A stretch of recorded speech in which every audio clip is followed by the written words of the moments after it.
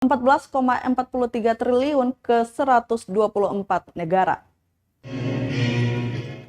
Menteri Pertanian Republik Indonesia Syahrul Yassin Limpo didampingi Kapolri Jenderal Polisi Listio Sigit Prabowo melepaskan ekspor pertanian dan peternakan senilai 14,43 triliun ke 124 negara Jumat 31 Desember 2021.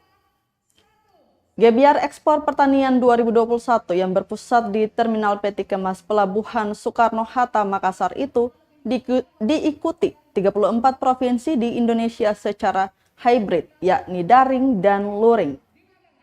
Menteri Pertanian Republik Indonesia Syahrul Yassin Limpo menyebutkan dengan meningkatnya nilai ekspor, kesejahteraan petani pun meningkat meski di tengah pandemi COVID-19.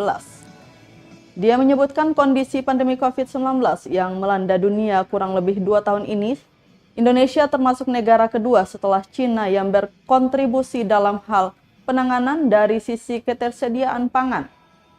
Di Maluku sendiri mengekspor sebanyak 38,4 ton produk pertanian senilai 2 miliar rupiah.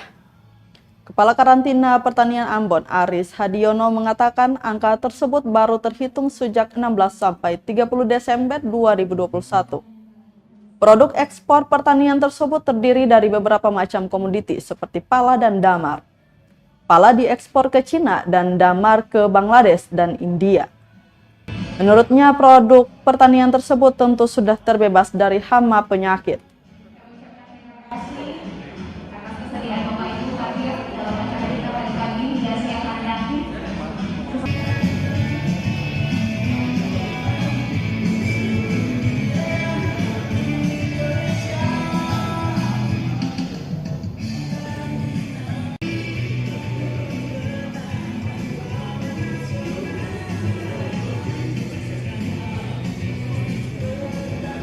Terima kasih sudah nonton.